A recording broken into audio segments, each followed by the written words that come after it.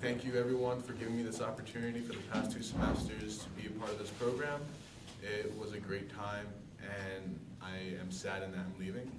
I'd also like to publicly thank Jimmy for helping me out for the past semester and pushing me towards to where I am now. So today, I'd like to bring the audience way back to the beginning of the semester with Bernard Knox. Not only Bernard Knox, but also the battles of humanities. Why exactly is humanities not taken upon an interest in colleges or in schools? Reason being is because more students want to take science courses, mathematical courses, but they don't see any uses within philosophy, sociology, and many more subjects. But I did notice something with this issue. There's a problem where the humanities doesn't allow a certain subject, which derives from sophists, allowing people to actually use their skill of rhetoric to gain money somehow. Using Gorgias as an example, he uses Helen, knowing that she's guilty and she's not a good person for what she's done in the Iliad. But he makes these claims to, well, we can look at Helen in a different way, not only to just think of her as the not guilty, but maybe she is a victim in some sort of manner. So the way I like to relate this to Bernard Knox is, well, Bernard Knox's piece, there's a mention that sophists do this, but only for money. But what I found interesting is that, well, with sophists, even though they do this for money, they do in a way use a skill, uses many skills that derive from humanities. So the problem that I think that can be solved is, well, if the tactics that sophists use to get, let's say, money to be used and brought into the world of humanities as an actual like course or a study, more students in the modern age would take an interest in humanities. Whereas, let's say, a lawyer or a salesman, not only would they have to know math, and not only would they know math, but they also know how to speak to either one person or many more. They get their mind changed from one thing to another with the skill of persuasion and allowing not only someone to have this great skill of changing one's mind, but also being great at critical thinking. Critical thinking which is also brought into the humanities. With Bernard Knox, he in his piece, he doesn't say that sophists are good or anything, but it's weird that he makes some claims that are also kind of agreeable to Gorgias, whereas with the aspect of critical thinking, it is in some way becoming virtuous.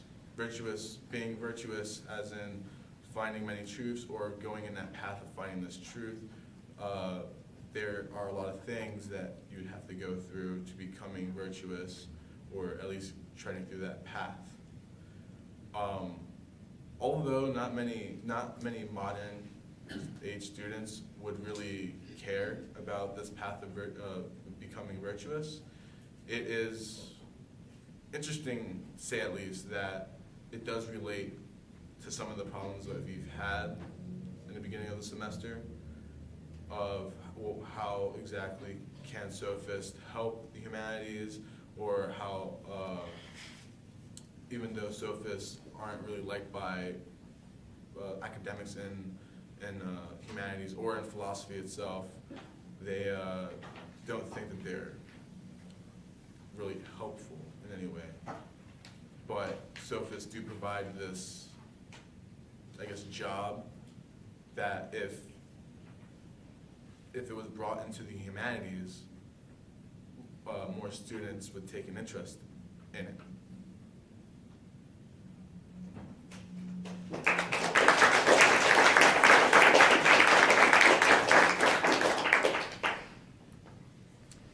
Michael.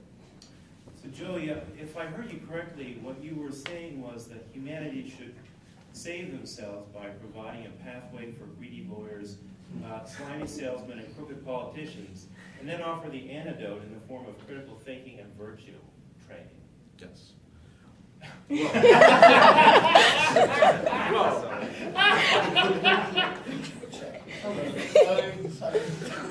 Well, all those characteristics that you give lawyers or salesmen, I'd say lawyers or salesmen who are good at their job would need this critical thinking and this great skill of analyzing certain issues, or if not, just selling something to someone. Because in the problem that we have in this age now is that, well, what does the humanities offer us instead of a teaching degree? Although that is not bad, it's just some students now in college don't find a good use for it. So without having a characterization as slimy, what was it, slimy lawyers or something, whatever. Greedy lawyers, greedy lawyers, and slimy salesmen. Crooked politicians. There you go. Without having that in mind and having a positive outlook to it, it can offer more than just, well, hey, you can become a teacher. You can get a job that allows you to get more money than you think you would get. Yeah. As a follow-up to the previous question, so if lawyers and MBAs and political science doctorates or masters all have to take ethics already and already have to be inoculated with humanities as a protection against that kind of behavior that was alluded to in the previous question, how would folding it into the rest of humanities education turn out any better than it already has?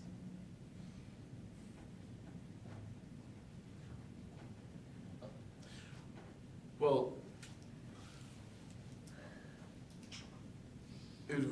I guess it would really just depend on a person, but if it were to help out the actual thought of you get a great education from the humanities, but not really, money from it. But with the characterizations that Michael brought up for the multiple jobs, I guess for that label to get taken away, I'll not necessarily every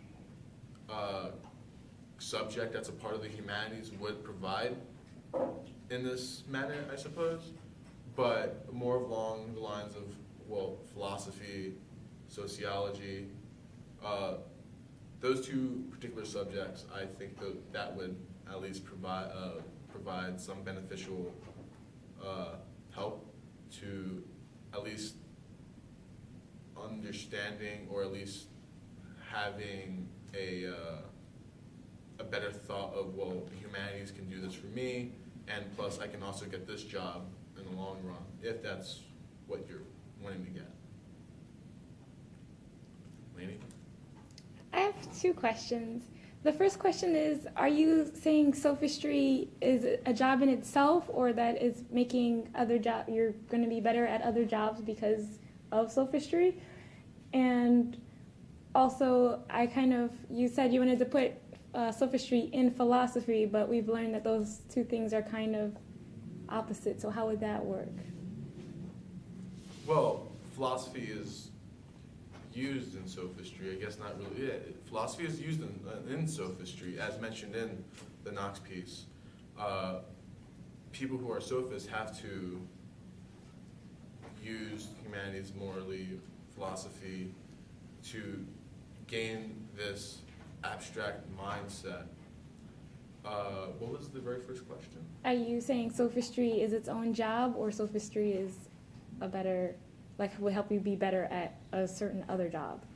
Well, I take sophistry to be just a label, but I wouldn't categorize it as a job. It's just, there's many jobs that can, I guess, that can be accounted with the skill of sophistics, but I don't really necessarily think that sophistry in itself is a job. Evelyn? In your commentary, you use Bernard Knox to show this sort of context of how sophistry, like the movement of sophistry, and how one can use it and all that. And you put him on the same line with Gorgias as one of the examples of sophists, and he talks about how one can gain virtue or something like that. Well- I'm not sure how that's supposed to work.